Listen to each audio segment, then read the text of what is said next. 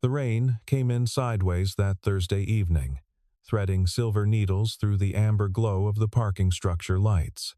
On the 34th floor of the Caldwell Tower, the entire open-plan office had gone dark and quiet, every desk abandoned, every monitor sleeping except for the corner suite at the end of the hall, where a single lamp burned behind frosted glass. Nathan Cole had been on his knees for 11 minutes, his toolkit open on the carpet beside him, carefully rerouting the power conduit behind the built-in shelving unit that lined the east wall of the executive suite.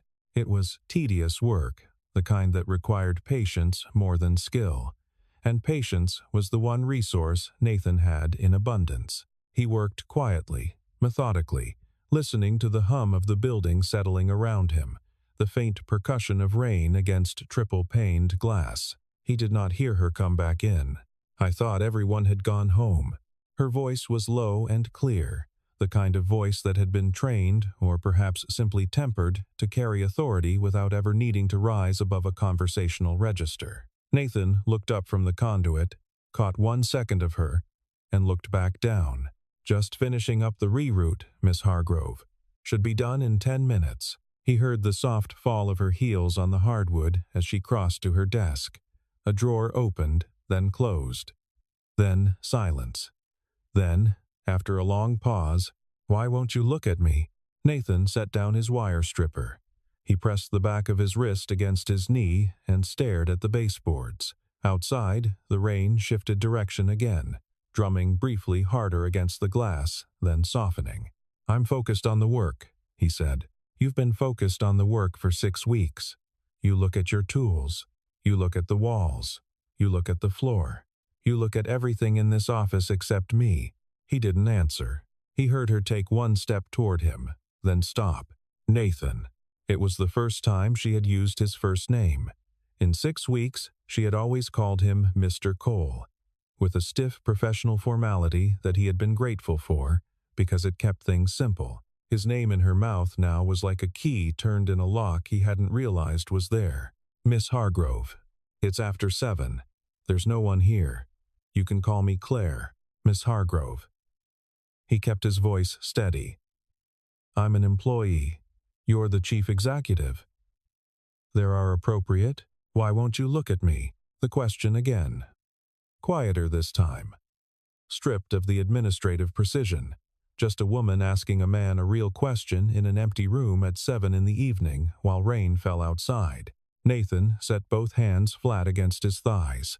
He exhaled slowly. When he finally lifted his gaze and let it find her, truly find her. Without the half-second redirect he had practiced for weeks, he felt exactly what he had been afraid of feeling. She was standing 6 feet away, still in her full work clothes, charcoal blazer and ivory blouse, dark hair pulled back at the nape of her neck with a few strands loosened by the long day. She looked exhausted. She also looked, in the lamplight, like someone who had been waiting for something she didn't know how to ask for. He held her gaze for 1 second, 2. Then he looked away again. "Because when I do," he said, his voice dropping to something rough and low, "I forget you're my boss." The silence afterward was absolute. When he finally heard her move, he expected her to step back, to restore the professional distance that had been the unspoken agreement between them. Instead, he heard her take 1 step closer. "Then forget it," she said softly. He shook his head. He began packing his tools with careful, deliberate movements, each one an act of self-discipline. "I can't," he said. "I'm a single dad. I work maintenance. I drive a 10-year-old truck and I eat lunch in the service corridor because the employee cafe is too expensive on my salary." He snapped, the toolkit closed. "I don't have the right to look at you the way I want to look at you." He stood. He picked up the toolkit. He kept his eyes on the middle distance, not her face, not her hands, some neutral point above her left shoulder. "Have a good evening, Miss Hargrove." He heard her make a sound. It was small and involuntary and entirely unlike anything he had heard from her before. A short, broken exhale that was almost a laugh, but was not, at all, a laugh. "You think I need your money?" she said. Is that what this is? He stopped at the door. I think you deserve someone whose life isn't held together with duct tape and apologies, he said. Then he walked out, and the frosted glass door swung shut behind him, and Claire Hargrove stood in her empty office with the rain pressing against the windows and something aching in the center of her chest that she hadn't felt in years.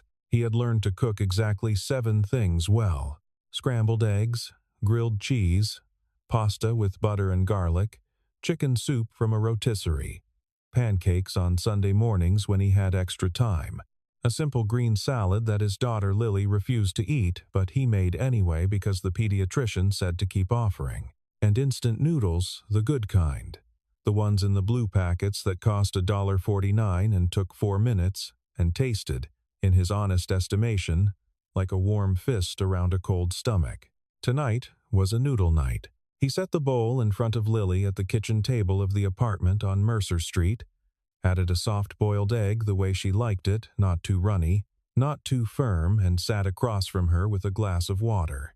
"Aren't you having some?" she asked. She was 8 years old and had her mother's eyes and his stubbornness and a way of looking at people that made them feel she was reading a document they hadn't given her permission to read. "I ate at work," he said. He had not eaten at work.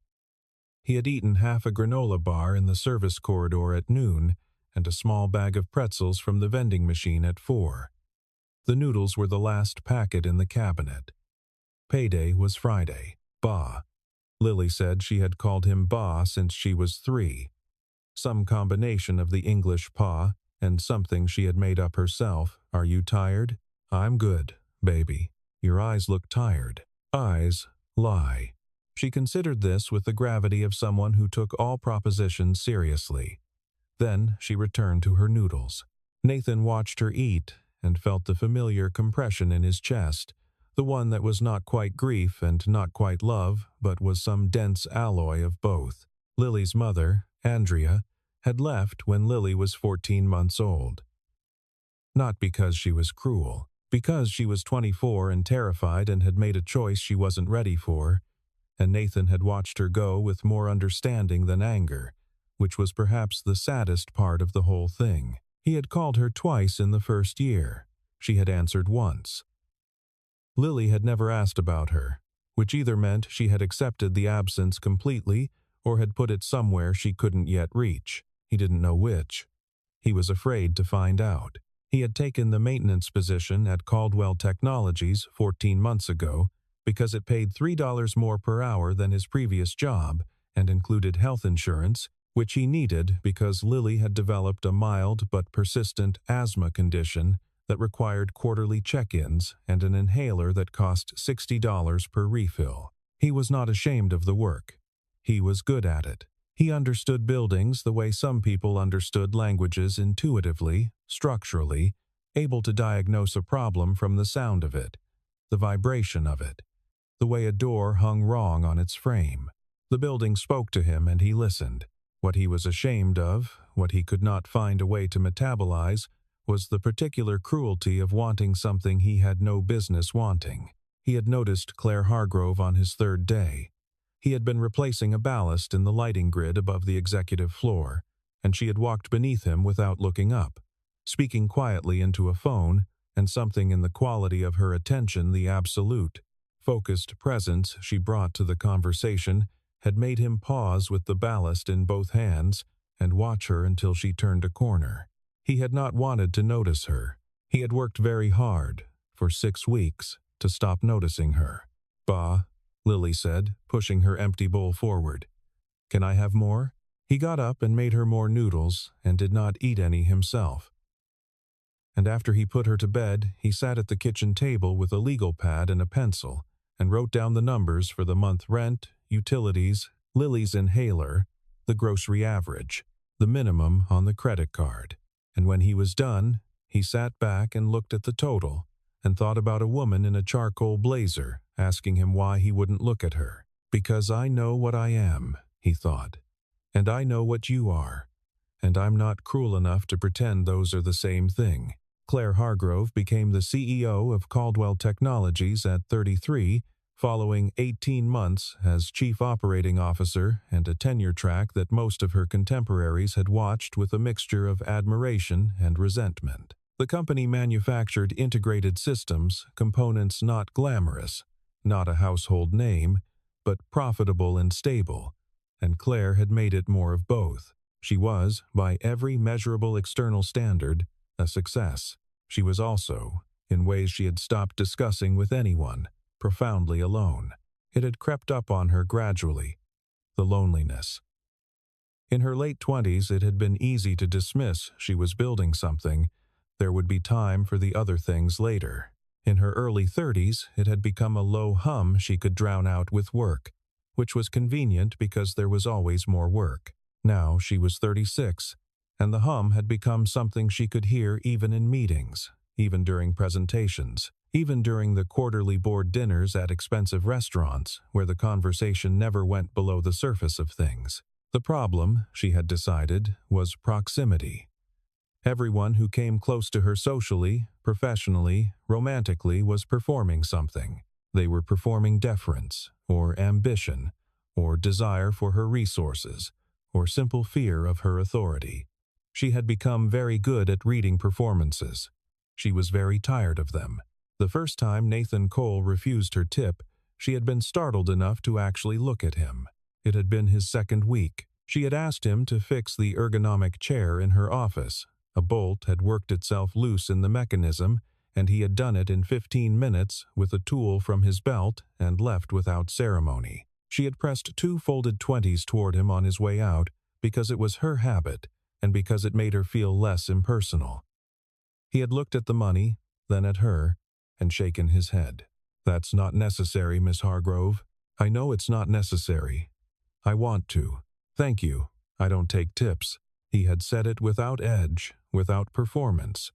Just a simple statement of fact. He had left, and she had stood holding $40 and feeling, for reasons she couldn't immediately account for, like someone had just been unexpectedly honest with her about something important. She had started finding reasons to request him specifically. Not constantly, she was precise enough in her self-awareness to recognize the line between interest and unprofessionalism, and she was careful not to cross it.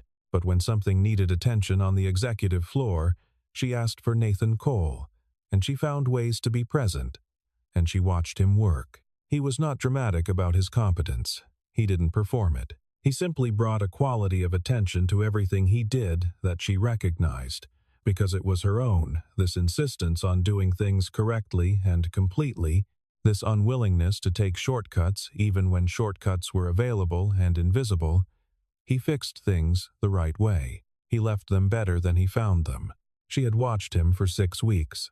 She had watched him look at everything except her. And tonight, finally, standing in the lamplight of her empty office with rain at the windows, she had asked him why, and the answer he had given her, quiet and honest and completely without performance, had done something to the architecture of her interior life that she was not sure she could undo. "I forget you're my boss." She stood at her window for a long time after he left, watching the rain move in sheets across the city below, and thought about what it meant to be wanted by someone who was trying very hard not to want you. It meant something real was there. She had not felt certain of that in a very long time. The trouble with denying something is that the denial itself becomes evidence. Every time Nathan diverted his gaze, Claire noticed it. Every time he finished a job on the executive floor and packed his tools and left with a professional nod, she was aware of the specific, careful quality of his restraint, the way he positioned his body to avoid the natural physics of 2 people in a room together, which, when left undirected, tends to orient people toward each other. He was constantly, deliberately, reorienting himself away from her, which was its own kind of orientation. She was not, she told herself, pursuing him. She was simply creating neutral opportunities for less artificial interaction. This was a reasonable thing to do. She was reasonable. The light fixture in the small conference room adjacent to her office had been flickering intermittently. She reported it on a Thursday afternoon and specified that she needed it assessed that day because she had meetings in the room Friday morning. Nathan came at 5:30. "It's the ballast," he said, having spent approximately 45 seconds looking at the fixture. "I can replace it tonight or schedule it for next week. It won't fail completely in the next 12 hours, but it'll keep flickering." "Replace it tonight," she said. "I have a ladder in the supply closet. Would that help?" "I brought my own." He set up his ladder and climbed it, and she watched him work from the doorway, arms crossed, coffee cup in hand, and after several minutes of silence, he said, from the top of the ladder, without looking down, "You don't have to stay, Miss Hargrove." "I know." "Okay." More silence. He worked steadily. She watched his hands, large, careful, economical with their movements. "Do you like this kind of work?" she asked. A pause. He seemed to consider whether to answer with a professional deflection or something true. He chose something true. "Yeah," he said. "I like it when things work the way they're supposed to." "What do you do when they don't?" "Figure out why. Fix the root cause, not just the symptom." She thought about that for a moment. "That's rarer than you'd think," she said. "Most people just patch the symptom." He glanced down at her, briefly, for the first time in weeks. It lasted less than a second before he returned his attention to the fixture. But in that second, she saw something in his face that was not caution. It was recognition. The expression of someone who has heard something that matches a thought they've had. "Yeah," he said quietly. "I know." The following week, she called him to look at a radiator valve that was emitting an intermittent sound. He diagnosed it in 3 minutes, needed to order a part, and returned 2 days later to complete the repair. On that second visit, she asked him how he learned about buildings, and he told her briefly, without elaboration, that he had grown up in a house where everything was always slightly broken, and fixing things had been a form of self-sufficiency. "My father wasn't around much," he said, still looking at the valve. "My mother worked 2 jobs. You learn to handle things yourself." She said nothing. She noted the way he said it, not as an appeal for sympathy, just as a fact, like citing the origin of a technical skill. "I learned everything from textbooks," she said after a moment. "I didn't know anyone in business. I just read until I knew enough to be useful, and then I made myself useful." He looked at her then. Not briefly. A real, full look, the kind she had been waiting for, steady and direct and stripped of the professional evasion. She held it. Her heart was beating faster than she was prepared to admit. "That's how you do it," he said. Then the moment collapsed, and he returned to the valve, and neither of them said anything for the rest of the job. But she was smiling, slightly, as she walked back to her office, and she thought that he might have been too. It was the second Thursday of October, and Claire had stayed late for a conference call that ran 40 minutes over schedule, which put her in the parking structure at 7:30 instead of 1:45. She took the side exit from the building instead of the lobby shorter walk to her level, and came around the corner of the structure's ground floor, just as the light changed at the pedestrian crossing on Mercer. She stopped. Nathan was there, across the street, standing at the edge of the small park that separated the Caldwell building from the apartment blocks to the east. He was standing in the rain without an umbrella, his jacket collar turned up, looking at something running toward him from beneath a tree. A small girl. She was running the way small children run when they're not thinking about running, arms up, slightly sideways, making the best possible speed, and she was calling something that Claire could not hear over the rain and the traffic. But the shape of it was clear. Nathan dropped to one knee and opened his arms, and the girl threw herself into them, and he stood with her in one motion, lifting her as if she weighed nothing, and the girl wrapped her arms around his neck, and he pressed his face against her wet hair and closed his eyes. Claire stood still. A woman was stepping back toward the tree, presumably the person who had been watching the girl, exchanging a few words with Nathan, taking a folded bill from him, departing. The logistics of childcare in a life running on a tight schedule. Claire recognized the choreography from watching colleagues with families navigate the margins. The girl was saying something into Nathan's neck. He was answering, quietly, his chin resting on top of her head. one hand pressed against her small back. The rain fell around them, and he didn't rush, didn't put her down, just stood there on the sidewalk on Mercer Street with his daughter in his arms, as though there was nowhere else in the world he needed to be. Claire walked to her car. She sat in it for 4 minutes before she started the engine. She realized with some surprise, not sad. What she felt was not pity, was not the soft condescension of discovering that someone had a difficult life. What she felt was something more complicated and more fundamental, a kind of clarity, a revision of the image she had been building. She had thought she understood what Nathan's restraint meant. She had thought it was pride, or a class consciousness she could address with words, with reassurance, with the simple declaration that she did not care about the differentials between them. She understood now that it was not about her at all. His restraint was not a wall built against her. It was a wall built around Lily. Everything he did, every deflection, every careful professional boundary, every early exit from a moment that might have become something, was in service of that small girl in the rain, arms wrapped around his neck. She drove home slowly, in the rain, thinking about what it meant to love someone that carefully. She told herself she wasn't going to say anything. She told herself this on Monday morning and maintained it through the week. And then on Friday evening, when the executive floor had emptied and the rain had returned, and Nathan was in the room on the north side of the floor replacing a faulty cooling fan, she walked in and closed the door and said, "I need to say something to you." He looked up from the server rack.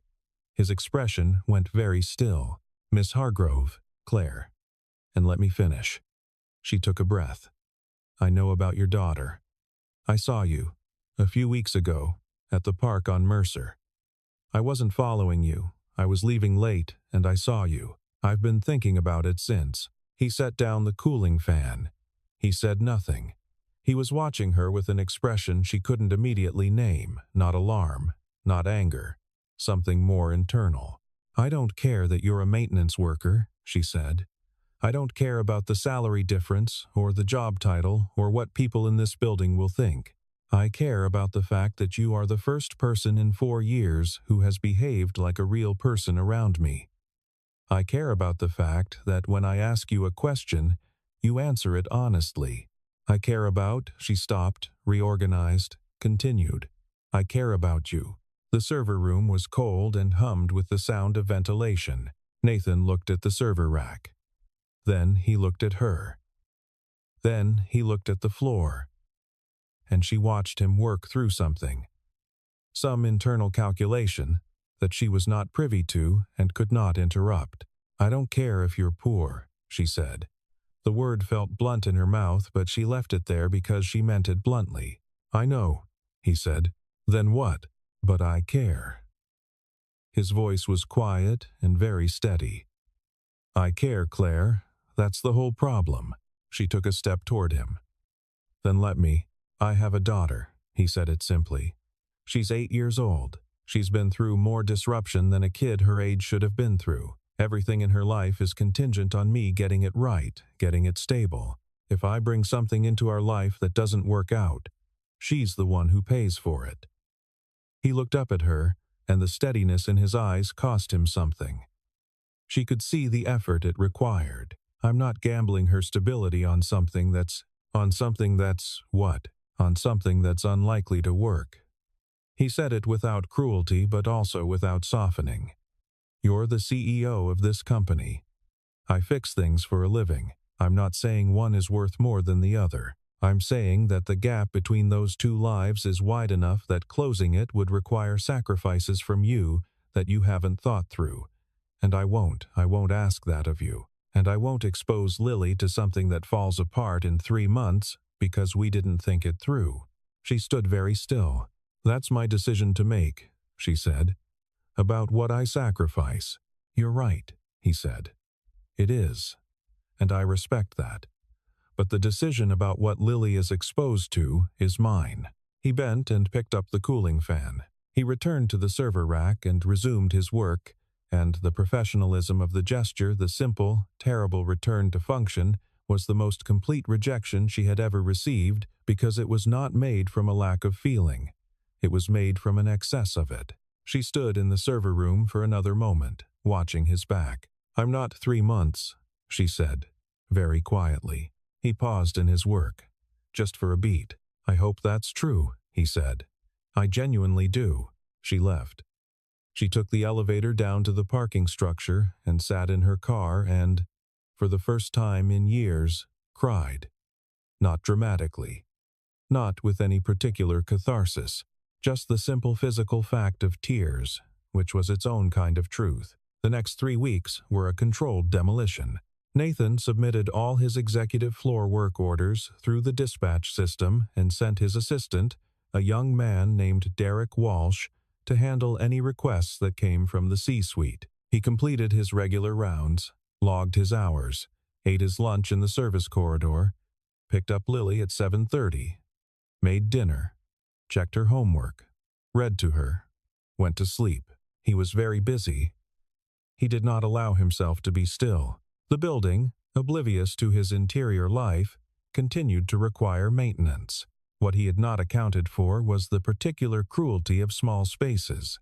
The Caldwell Tower had 34 floors, and he worked all of them, and it had a specific coffee smell in the mornings and a specific light quality in the late afternoon when the sun came through the west windows, and a specific sound in the elevator banks, and all of these things had, over 14 months, become associated with a routine that now felt he did not want to use the word loss, but the word was there. The other thing he had not accounted for was other people noticing. Gary Ashton, the facilities manager, pulled him aside on a Wednesday in the 3rd week. "You heard the talk?" Gary said. "What talk?" "People saying Miss Hargrove's been calling your jobs to other techs, saying something happened between you two." Nathan looked at him flatly. "Nothing happened. I know that." But Gary lowered his voice. "There's a guy in accounts. Brennan somebody been saying around the cafe that you were making moves on the CEO, that you saw an opportunity." The word opportunity landed in Nathan's chest like a stone dropped in still water, radiating outward. "That's not true. I know it's not. I'm telling you because it's making the rounds, and some people are saying HR should be looking into it." Nathan drove home that evening in a very particular silence. Lily fell asleep in the back seat before they got to Mercer Street, which was a mercy because it meant he didn't have to make conversation at the table, didn't have to perform the fine version of himself he always performed for her benefit. He sat at the kitchen table after she was in bed and thought about the math of it. The rumor would grow. It always did in buildings like this, in companies like this, where hierarchy was visible and any deviation from it was an event. If HR opened a file, there would be questions, and the questions would become a record, and the record would follow him. He had Lily's health insurance through this job. He had the stability of this job, the seniority, the familiarity, the slightly above market rate he had negotiated after 18 months of reliable performance. He sat with his legal pad and wrote down numbers that didn't change no matter how many times he wrote them. The following Monday, he submitted a resignation notice. 2 weeks, standard terms. He told himself it was the right decision. He told himself this repeatedly and with conviction, which was the first sign that he was not entirely certain it was. Gary Ashton told her. He came to her office on a Tuesday morning with a facilities report and, at the end of it, quietly, said that Nathan Cole had submitted his resignation the week prior and that his last day was Friday. Claire sat with this information for 3 minutes after Gary left. Then she picked up her phone, requested Nathan Cole's personnel file from HR, and read it from beginning to end. Length of service. Performance reviews all excellent, with specific commendations for diagnostic precision and reliability. Attendance record. Emergency contacts. The emergency contact was listed as Lily Cole, daughter, age 8, with a secondary contact, a woman named Rosemary Wallace, described as neighbor, childcare. She closed the file. She thought about the server room. She thought about the rain and the small girl running across wet grass with her arms raised. She thought about what Gary had told her regarding the rumors, which she had heard independent threads of, and had not yet addressed because she had been, if she was being completely honest with herself, too proud and too hurt to address them. She had been waiting for Nathan to come to her. He had been absorbing the damage and preparing to leave quietly, because that was what he did. He took the weight onto himself and he protected other people from it. She left the building at lunchtime. The address was in the file. She told herself she was simply going to clear the air, to tell him that she would address the rumors, that his job was not at risk, that he didn't need to leave. This was the professional rationale, and it was legitimate, and it was not the only reason she was going. The apartment building on Mercer was a 5-story brick structure built in the late 70s and maintained with the minimal effort required by the letter of local housing code. She found the apartment number 3C and took the stairs and knocked. He opened the door in a gray t-shirt and work pants, holding a dish towel, clearly in the middle of something. His expression did several things in rapid succession. Surprise. Guarded recognition. Something she might have called relief if she hadn't been afraid to name it. Claire. He used her name. She registered it. "May I come in?" A pause. Then he stepped back and held the door open. The apartment was small. She had expected that. What she had not quite expected was the specificity of it, the very particular portrait of a life assembled from limited resources and absolute intentionality. The furniture was mismatched, but everything was clean. A small bookshelf beside the window held children's books on the lower shelves and technical manuals on the upper. On the wall beside the kitchen table, a section had been designated as a gallery, drawings, watercolors, the kind of art that only an 8-year-old produces, pinned directly to the wall with small brass tacks. She stood and looked at the drawings. Figures, a tall one and a small one, always together. A house. A dog. There was apparently no dog, so this was aspirational. A sun that was orange, not yellow. A picture of what was clearly a bedroom, decorated with impossible pink clouds. In the kitchen, a small stack of papers on the table. Not a legal pad this time. Bills. She recognized the format utilities, a medical invoice, the minimum payment stub from a credit card. "You don't have to look at those," Nathan said from behind her. "I'm not judging," she said. She turned around. "I'm reading." He was standing in the kitchen doorway, arms crossed, dish towel over one shoulder, watching her. "Why are you here?" he said. "You're resigning. You're resigning because of rumors that I could have addressed and didn't because I was too busy feeling sorry for myself." She kept her voice steady. "That's not acceptable to me. Claire, you're not poor," she said. The words came out differently than she had planned them, rougher, more direct. "You have 8 years of evidence that you are the most important person in a child's life, and you haven't missed a single day of being that. You don't have an abundance of money. You have an abundance of everything else." She took a breath. "And you've been protecting her and protecting me and absorbing everything and not asking for a single thing in return. That's not poverty. That's what sacrifice looks like when someone does it without needing credit for it." He looked at her for a long time. "Lily comes home at 3:30, he said finally. "I know. I'll leave before then if you want." "That's not." He stopped. He looked at the wall of drawings. He looked back at her. "That's not what I was going to say." The board meeting was scheduled for the 3rd Thursday of November. Claire had known it was coming. The murmur had begun in the corridors of the quarterly report review. She had seen it in the way certain board members looked at each other when she spoke, the slight recalibration of posture that indicated an agenda being maintained beneath the surface of normal proceedings. When Richard Calloway, the board chair, called her on a Tuesday evening and asked for a private meeting before the Thursday session, she understood what it was. She dressed carefully that Thursday morning. Not defensively, there was no defensive choice of clothing that would change what was coming, but with the particular intention of someone who has already made their decision and wants the record to show they arrived. Clear-headed. Calloway had 4 other board members with him. The meeting took place in the small boardroom on the 42nd floor. the one with the long table and the view of the river, and it lasted 47 minutes. The summary was simple. The company's public profile required its leadership to maintain a standard that precluded personal relationships that created the appearance, whether or not the reality, of exploitation or impropriety. The situation involving Nathan Cole had been noted. The board was not making an accusation. They were outlining an expectation. The expectation, Claire said clearly, is that I end a relationship that has not, in fact, begun, in order to preserve a perception. Calloway did not flinch. The expectation is that your personal life not create liability for this company. I see. She looked around the table. And if I disagree with that framing, there was a pause, the kind of pause that contains, fully formed, an answer that no one wants to be the one to articulate. Then we would need to evaluate leadership continuity, Calloway said. She drove from Caldwell Tower to the apartment on Mercer Street at 5:30 that afternoon. Nathan was in the kitchen.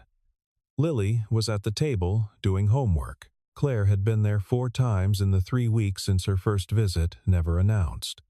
Always carrying groceries or Lily's favorite lemon cake from the bakery on the corner, always staying long enough to feel like part of the room and not long enough to presume permanence. Lily looked up from her homework. "Claire's here," she said, factually, as though reporting good weather. "I see that," Nathan said. Claire sat down across from Lily. "How's the math?" "Hard," Lily said. "Show me."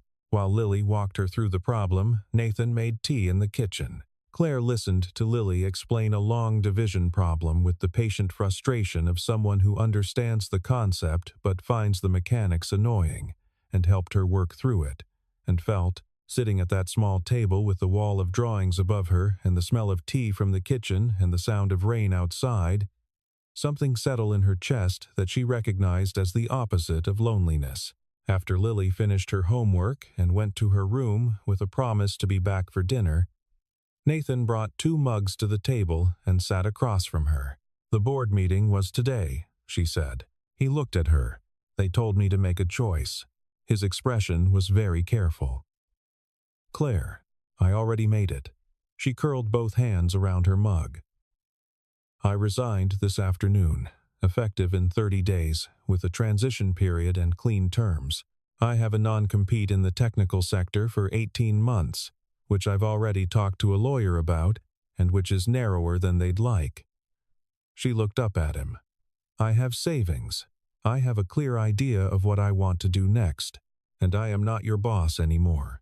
The silence was complete. Nathan set down his mug. He looked at the table. Then he looked at her, and the careful expressional management of the past 3 months came apart, not dramatically, not in any way that could be described as a collapse, but the way a held breath releases, fully and without remainder. "Why would you do that?" he said. "Because I choose you." She said it simply. "And Lily. And this table. And long division." A brief pause.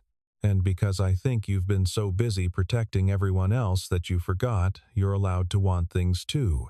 His jaw was tight. His eyes were very bright. "I said I couldn't love you," he said, very quietly.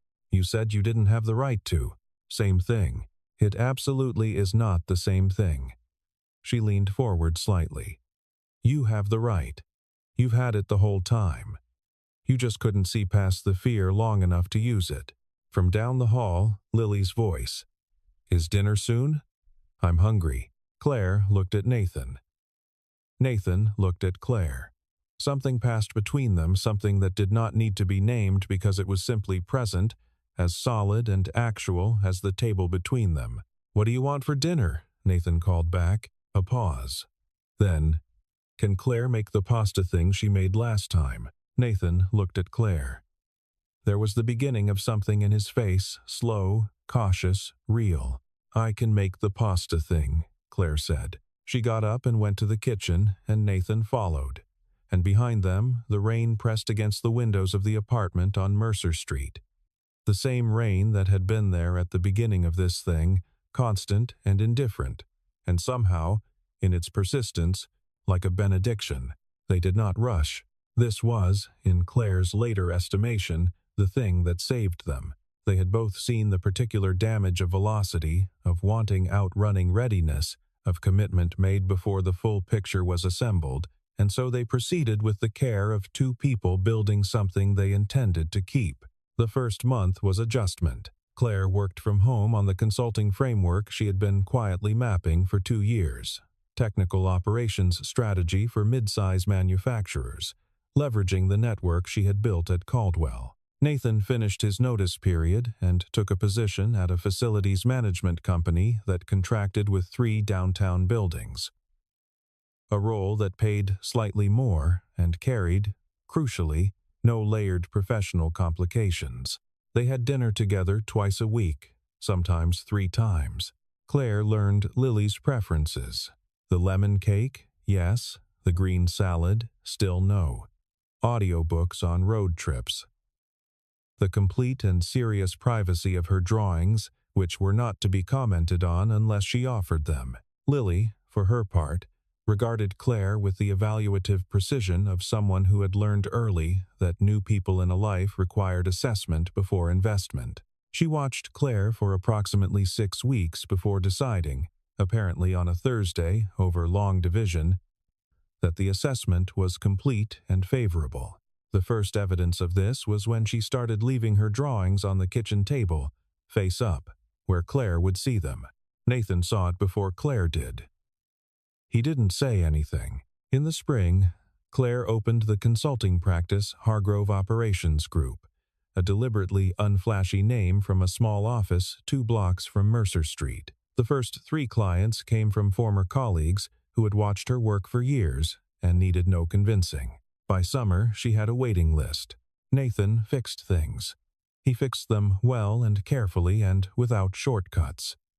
He picked Lily up at 3:30 on the days he had early shifts and at 7:30 on the days he had late ones. He made pasta with butter and garlic and scrambled eggs and pancakes on Sunday mornings and a green salad that Lily had, by the end of the second summer, begun eating without complaint. There were hard patches. There were weeks when the logistics of 2 separate lives and 1 child's schedule required more coordination than was comfortable. There were moments when the old fears surfaced, his, about being enough. Hers, about the vulnerability of having chosen something specific over something safe. There were disagreements about small things that were really about large things, and they had those disagreements without the blunt instruments of withdrawal or silence. They talked. This was, it turned out, the central skill of the whole endeavor. On the first Saturday of October 2 years, nearly exactly, from a rainy Thursday evening in a 34th floor office, Nathan took Lily and Claire to the park on Mercer, the same small park where Claire had first seen the 2 of them together, and they walked the path around the pond and bought coffee from the cart near the entrance and sat on a bench with Lily between them, watching the ducks. Lily was 10 now. She had her father's methodical way of observing things. She was watching the ducks with the focused curiosity she brought to most phenomena. "Claire," she said, not looking up from the ducks. "Yeah? Are you and Ba going to get married?" A pause. Nathan looked at the ducks. Claire looked at Nathan. Nathan looked at Claire. "We've been talking about it," Claire said. Lily considered this. "I would be the flower girl," she said. Obviously, Nathan agreed. "And I want the dog." "The dog is a separate conversation," Nathan said. "It should be part of the marriage conversation," Lily said, with the tone of someone who has thought about the negotiating leverage of a wedding and is prepared to use it fully. Claire laughed a real laugh, loose and unguarded, the kind she had not regularly produced for a very long time before this apartment, this table, this small person sitting between them.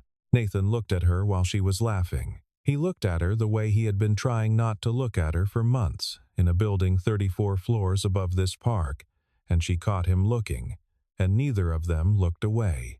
The wedding was in April, on a Saturday when the light was the particular clear gold of early spring, when the trees along Mercer Street had just broken into thin green. It was held in the backyard of a friend's house, not large, not photographed professionally, not designed for anything except the gathering of people who were genuinely glad for the two people at the center of it. Claire wore a simple ivory dress with no train, chosen because she wanted to be able to move freely. Nathan wore a dark suit he had bought new, because he had decided, quietly and without making an announcement of it, that this was a day that deserved new things. Lily was the flower girl. She took the role with extreme seriousness, walking the improvised aisle between folding chairs with the gravity of someone carrying state documents, dropping rose petals with precision at regular intervals, and arriving at the front with the posture of a person who has completed a mission. She stood beside her father during the vows, holding his hand. Nathan spoke first. He was not a man who made speeches. He had thought about what he wanted to say for weeks and eventually decided to say the true thing plainly, which was what he always did. "I told myself I didn't have the right to love you," he said. "I thought love was something you had to earn by having enough stability, enough certainty, enough to offer." He paused. "You taught me that that's not what it is. You showed up with groceries and long division and the absolute refusal to accept any version of me that was less than what I actually was. I don't have the words for what that cost you, but I have the rest of my life to try to deserve it." Claire listened to this with her eyes very bright and her hands very steady. "You were protecting everything that mattered to you," she said. "You were doing it alone, without asking for help, because you didn't think you were allowed to ask. And I watched that and I thought that's someone who knows what things are worth." She glanced down at Lily, who was watching this exchange with the absolute attention of a person taking detailed notes. "And then I met the other person who knew what you were worth, and that settled it." Lily looked up. "That's me," she informed the assembled guests. There was laughter. Nathan pressed his face briefly against the top of Lily's head. Claire took his hand. Later, after the food, after the dancing on the uneven grass, after Lily had fallen asleep in her dress on a borrowed couch, and Nathan had carried her to the car, Claire sat in the passenger seat while Nathan drove home through the spring evening and the city moved past the windows in its familiar way, all light and movement and the ordinary ongoing business of a world that doesn't pause for private significance. She looked at him driving. She thought about a rainy Thursday evening 2 years ago, and a man on his knees in an empty office, trying very hard not to look at her. "Hey," she said. He glanced over. "Thank you for looking," she said. He took her hand across the center console. His grip was the same as everything else about him. Steady, careful, complete. "I was always looking," he said. "I just couldn't let you see it." "I know," she said. "I saw it anyway." Outside, the city moved past in amber and silver, and the trees on Mercer Street cast long shadows in the late light. And in the back seat, Lily slept with her head against the window, rose petals still clinging to the hem of her dress. The world did not make any particular announcement about any of this. It didn't need to. But if you had asked Nathan Cole, sometime later, to describe the moment he understood what he had been afraid of, the real fear, beneath all the practical fears, beneath the money and the job title and the logistics, he would have said something quiet and probably surprised you with its simplicity. He had not been afraid of loving Claire. He had been afraid of showing Lily that love was possible, because if he showed her that, and it failed, she would learn the lesson he had been carrying since he was 22 years old and watching Andrea drive away in a car full of boxes. That love is a debt that comes due in the worst possible currency, and he would rather she never have the thing than have it taken from her. What he had not understood, until Claire stood in his kitchen and made pasta and stayed through the long division and came back and came back and came back, was that the lesson worked in both directions. That if he never showed Lily love working, love staying, love choosing, love doing the quiet daily work of a life, she would learn that lesson instead. He had thought he was protecting her. He had been withholding the most important thing he had to teach her. He thought about this sometimes in the evenings, after Claire was reading and Lily was asleep, and the apartment on Mercer Street was quiet, with the specific quality of a space that has been lived in fully, every corner occupied by the weight of a life in actual use. He would sit at the kitchen table, his legal pad usually in front of him, the numbers that had once been so frightening, now merely the ordinary arithmetic of a life that was working, and he would look at the wall of Lily's drawings, which had expanded and migrated and now covered a significant portion of the kitchen wall, and had begun creeping into the hallway. The drawings had changed over the years. The early ones were simple: tall figure, small figure, the orange sun. Then a third figure appeared taller than the small one, same height as the tall one. Then a dog that was still aspirational but had acquired a name, Captain, written in careful letters beneath it, in anticipation of a negotiation that was still technically ongoing. Then, in the most recent drawings, something that Nathan couldn't quite name. A quality of ease in the composition, a looseness, as though the hand producing them had stopped working out how things should be arranged and was simply recording how they were. How they were was together. He thought that was enough. He thought, sitting at the kitchen table in the quiet evenings, that it was, in fact, more than enough.